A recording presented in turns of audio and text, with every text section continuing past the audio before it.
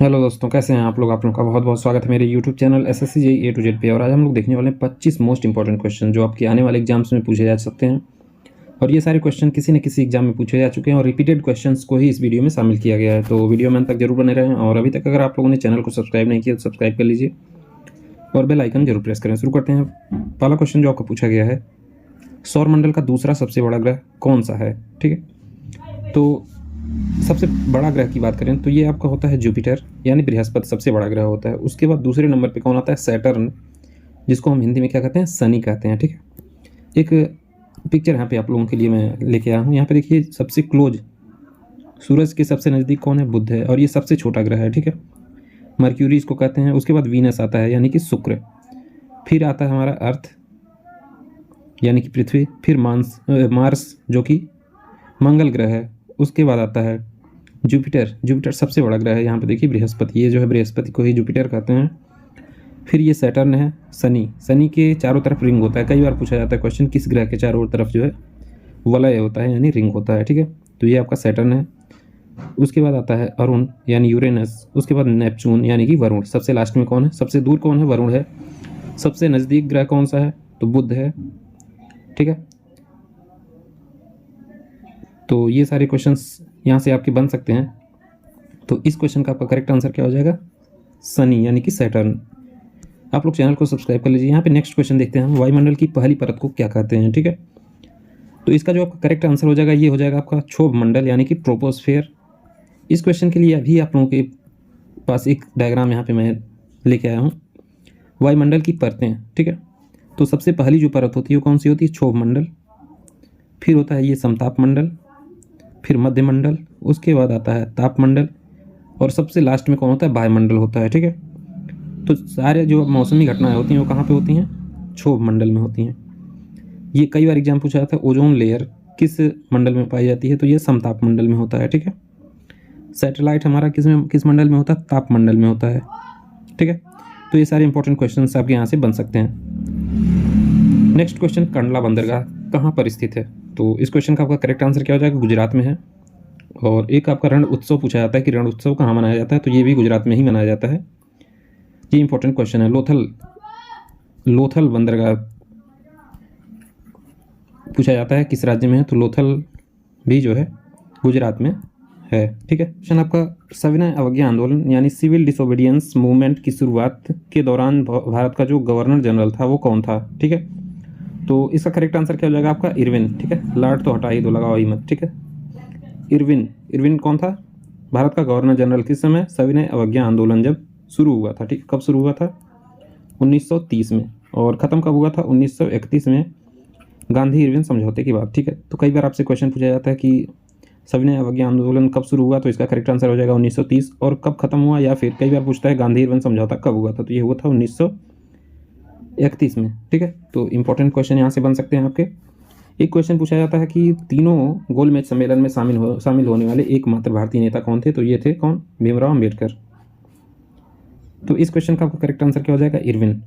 ठीक है, next most important question, कई बार ये क्वेश्चन एग्जाम के पूछा जाता है। ठीक है, पंडित मदन मोहन मालवीय किस नाम से जाने जाते थे? ठीक है, तो इसका आपका करेक्ट आंसर हो जाएगा महामना मदन मोहन मालवीय, इस नाम से इनको बुलाया जाता था। ठीक है, गुरुदेव की टाइटल किसको मिली थी? तो रविन्द्रनाथ टैगोर जी को मिली थी। ठीक है, यहीं पे लोकमान्य तिलक की बात करें तो ये बाल गंगाधर तिलक के लिए यूज किया जाता था, और पंजाब केसरी यूज किया जाता था लाला लाजपत राय के लिए। ठीक है, कई बार क्वेश्चन पूछा जाता था कि लाल, बाल और पाल कौन थे? तो लाल लाला लाजपत राय, बाल गंगाधर तिलक, और पाल जो थे बिपिन चंद्र पाल। ठीक है, ये तीनों आप लोगों के लिए इंपॉर्टेंट है, लाल, बाल, पाल। ठीक है, एग्जाम में पूछे जा सकते हैं।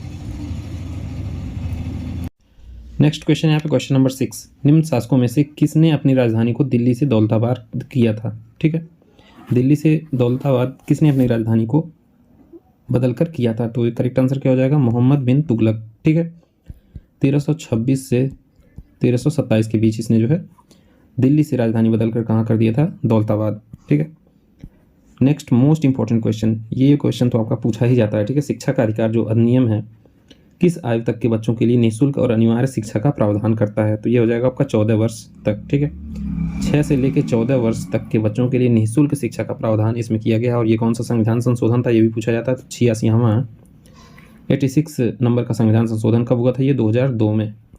ये प्रावधान करता है कि 6 से 14 वर्ष के बच्चों के लिए निःशुल्क शिक्षा दिया जाए, ठीक है। नेक्स्ट विटामिन से रिलेटेड क्वेश्चंस है, तो इसमें कुछ एडिशनल फैक्ट भी हम लोग यहाँ पे देखेंगे। किस विटामिन के अभाव के फलस्वरूप जो है यानी परिणाम स्वरूप रक्त का थक्का नहीं बनता है, तो इसका तो आपका करेक्ट आंसर क्या हो जाएगा, विटामिन के, ठीक है। तो इसमें तो आपको कोई प्रॉब्लम नहीं होगी, सभी लोग जानते होंगे।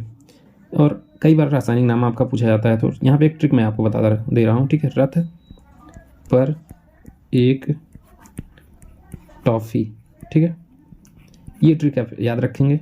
विटामिन ए का क्या हो जाएगा, रेटिनॉल, लिख लीजिए आप लोग, retinol.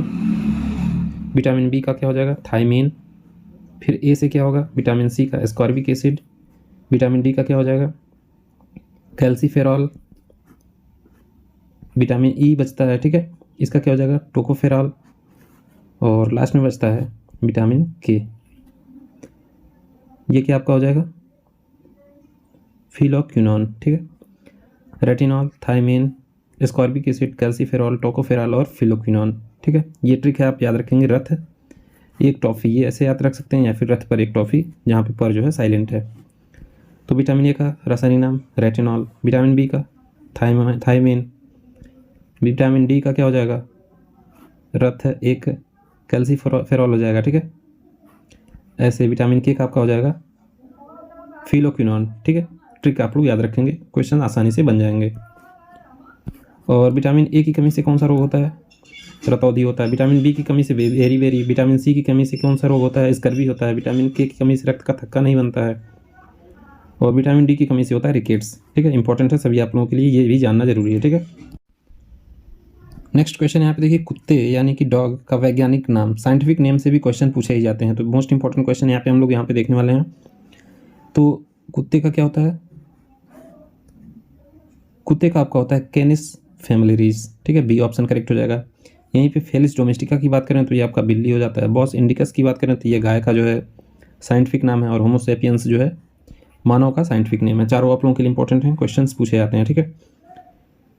Next question number 10, Jallianwala Bagh नरसंहार के विरोध स्वरूप किसने केसरे हिंद का सम्मान पदक लौटा दिया था। तो ये सम्मान लौटाया गया था किसके द्वारा, महात्मा गांधी के द्वारा, मोहनदास करमचंद गांधी, के गांधी के द्वारा जो है केसरे हिंद की उपाधि लौटा दी गई थी। और रविन्द्रनाथ टैगोर के द्वारा जो है सर की उपाधि लौटा दी गई थी। दोनों इंपॉर्टेंट है आप लोगों के लिए, ठीक है। Next most important question number 11, ठीक है। प्रथम एशियाई खेल किस देश में हुए थे, पहला एशियाई खेल जो हुआ था वो किस देश में हुआ था, तो ये भारत में हुआ था। और कब हुआ था, ये 4 मार्च 1951 में, 4 मार्च 1951 में भारत जो है प्रथम एशियाई खेल हुआ था, कहाँ पे, भारत में हुआ था, ठीक है। नेक्स्ट क्वेश्चन, जामा मस्जिद का निर्माण किसने करवाया था, तो जामा मस्जिद का निर्माण करवाया गया था शाहजहाँ के द्वारा, ठीक है। और शाहजहाँ के द्वारा कुछ और चीज़ें बनवाई गई थी, जैसे ताजमहल हो गया, दीवाने आम, दीवाने खास, दिल्ली का लाल किला और आगरा का मोती मस्जिद, ये सारे जो है शाहजहाँ के द्वारा बनवाया गया था, ठीक है। और कई बार आपसे पूछा जाता है कि मुग़ल काल में कौन कौन से राजा थे, तो पहले कौन था, बाबर, फिर हुमायूं, अकबर, फिर जहांगीर, शाहजहाँ और औरंगजेब, ठीक है। ये सीक्वेंस आपको याद होना चाहिए, कई बार एग्जाम में ये इस सीक्वेंस ये नाम दे देगा और पूछेगा कि सीक्वेंस में लगाइए, ठीक है। नेक्स्ट क्वेश्चन, डर्मेटोलॉजी क्या है, तो डर्मेटोलॉजी आपका त्वचा का अध्ययन कहलाता है। डर्मेटोलॉजी इंपॉर्टेंट है आप लोगों के लिए, डी ऑप्शन इसका करेक्ट हो जाएगा, ठीक है। नेक्स्ट, शरद विषुव यानी ऑटोमन इक्विनॉक्स, इक्विनॉक्स का मतलब होता है दिन रात बराबर होते हैं, तो शरद विषुव कब होता है, तो ये होता है आपका 23 सितंबर को, ठीक है। 23 सितंबर को शरद विषुव होता है, यानी दिन और रात बराबर होते हैं। और बसंत विषुव अगर एग्जाम में पूछा जाएगा तो क्या हो जाएगा, ये 21 मार्च हो जाएगा। तो 23 पूरे साल में जो है ये 2 दिन ऐसे होते हैं, 23 सितंबर और 21 मार्च, जिस दिन जो है दिन और रात बराबर होते हैं, ठीक है। तो ये क्वेश्चन आपका पूछा जाता है, ठीक है। शरद विषुव और बसंत विषुव दोनों इंपॉर्टेंट हैं, याद कर लीजिए आप लोग, ठीक है। नेक्स्ट क्वेश्चन नंबर 15, आईने अकबरी का लेखक कौन है, तो आईने अकबरी को लिखा गया था किसके द्वारा, अबुल फजल के द्वारा, सी ऑप्शन करेक्ट हो जाएगा। अब कुछ और इंपॉर्टेंट क्वेश्चंस यहाँ से बन सकते हैं आपके। कई बार एग्जाम में आपसे पूछा जाता है कि बाबरनामा किसके द्वारा लिखा गया? तो बाबरनामा जो है बाबर के द्वारा ही लिखा गया। इंपॉर्टेंट है, याद कर लीजिए आप लोग, ठीक है। नेक्स्ट क्वेश्चन, हुमायूं नामा किसके द्वारा लिखा गया? हुमायूं नामा किसके द्वारा लिखा गया? तो ये जो है लिखा गया है गुलबदन बेगम के द्वारा, ठीक है। बाबरनामा बाबर के द्वारा लिखा गया, आईने अकबरी अबुल फजल के द्वारा लिखा गया, और हुमायूं नामा जो है किसके द्वारा लिखा गया? गुलबदन बेगम के द्वारा, ठीक है। तो ये तीनों आप लोगों के लिए इंपॉर्टेंट हैं।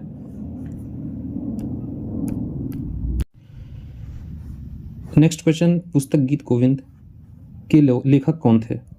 तो गीत गोविंद को किसके द्वारा लिखा गया था? तो ये जयदेव के द्वारा जो है लिखा गया है। और एक और इनके द्वारा इंपॉर्टेंट लिखित रचना है रत्नमंजरी। रत्नमंजरी इन्हीं के द्वारा लिखा गया, किसके द्वारा? जयदेव के द्वारा। अब यहाँ पे देख लेते हैं कालिदास की फेमस रचना कौन है? अभिज्ञान शाकुंतलम है, और अभिज्ञान शाकुंतलम। और बाणभट्ट की विशेष रचना कौन सी है? हर्षचरितम और कादम्बरी, ठीक है। ये भी इंपॉर्टेंट है आप लोगों के लिए। बाणभट्ट का क्या हो जाएगा? हर्षचरितम और कादम्बरी। जयदेव का आपका गीत गोविंद और रत्नमंजरी, और कालिदास का क्या है? अभिज्ञान शाकुंतलम। इंपॉर्टेंट है तीनों आप लोगों के लिए, एग्जाम में पूछे ही जाते हैं, कई बार पूछे जा चुके हैं, ठीक है। नेक्स्ट क्वेश्चन है, ग्रैमी अवार्ड किस क्षेत्र में दिया जाता है? तो ग्रैमी अवार्ड सभी को पता है कि ये जो है संगीत के क्षेत्र में दिया जाता है। साहित्य के क्षेत्र में फेमस जो पुरस्कार है वो कौन है? ज्ञानपीठ पुरस्कार, ठीक है। ज्ञानपीठ पुरस्कार फेमस है। साहित्य के क्षेत्र में पत्रकारिता के क्षेत्र में जो फेमस पुरस्कार है वो कौन सा है? पुलित्जर है। और फिल्म के क्षेत्र में दादा साहब फाल्के अवार्ड, और 2022 का दादा साहब फाल्के अवार्ड किसको मिला है? तो ये मिला है आशा पारेख को। आशा पारेख को 2022 का जो है दादा साहब फाल्के पुरस्कार मिला है। एक बार और देख लेते हैं, ग्रैमी अवार्ड जो है संगीत से संबंधित है, साहित्य से संबंधित ज्ञानपीठ पुरस्कार है, और पहला ज्ञानपीठ पुरस्कार किसे मिला था? जी कुरूप को, ठीक है। नेक्स्ट, पत्रकारिता के क्षेत्र में पुलित्जर पुरस्कार, और फिल्म के क्षेत्र में दादा साहब फाल्के पुरस्कार। इंपॉर्टेंट है। नेक्स्ट क्वेश्चन नंबर 18, पक्षी और उनके आवासों का अध्ययन क्या कहलाता है? तो ये कहलाता है ऑर्निथोलॉजी, ठीक है। ये ऑप्शन करेक्ट हो जाएगा, ऑर्निथोलॉजी, ठीक है। इंपॉर्टेंट। नेक्स्ट क्वेश्चन, संतोष ट्रॉफी निम्नलिखित में से किस खेल में दिया जाता है? ठीक है। तो संतोष ट्रॉफी की अगर मैं बात करूं तो ये जो है फुटबॉल के खेल में दिया जाता है। किससे संबंधित है? फुटबॉल से संबंधित है संतोष। नेक्स्ट क्वेश्चन क्या है? भूदान नेता विनोबा भावे ने भूदान आंदोलन कहाँ शुरू किया था? तो ये शुरू किया गया था महाराष्ट्र में, और महाराष्ट्र में पनवार आश्रम था जहाँ पे ये जो है स्टार्ट किया गया था इनके द्वारा, ठीक है। किसके द्वारा? विनोबा भावे के द्वारा। कहाँ पे? महाराष्ट्र के पनवार आश्रम में, ठीक है। नेक्स्ट क्वेश्चन नंबर 21, राजा राम मोहन राय द्वारा संस्थापित समाज का नाम क्या था? तो ये कौन सा समाज था? ये ब्रह्म समाज की स्थापना की गई थी राजा राम मोहन राय के द्वारा, ठीक है। आर्य समाज की बात करें तो ये जो है दयानंद सरस्वती के द्वारा स्थापित किया गया था आर्य समाज। और एक है रामकृष्ण मिशन जो कि स्वामी विवेकानंद के द्वारा जो है शुरू किया गया था। रामकृष्ण मिशन, स्वामी विवेकानंद, आर्य समाज, दयानंद सरस्वती, और ब्रह्म समाज जो है राजा राम मोहन राय। ये तीनों इंपॉर्टेंट है, आपके किसी न किसी एग्जाम में देखने को मिल ही जाएंगे। नेक्स्ट क्वेश्चन नंबर 22, बाबर ने इब्राहिम लोदी को किसकी लड़ाई में हराया था? तो पानीपत की पहली लड़ाई जो हुई थी 1526 में, इसी में जो है बाबर ने इब्राहिम लोदी को हरा के लोदी वंश को ख़त्म कर दिया, और जो है इसने मुगल साम्राज्य की नींव रखी, ठीक है। तो पानीपत की प्रथम लड़ाई 1526 में। नेक्स्ट क्वेश्चन नंबर 23, विदेशी मुद्रा के बहिर्गमन और आगमन के बीच के अंतर को क्या कहते हैं? तो इसका करेक्ट आंसर क्या हो जाएगा?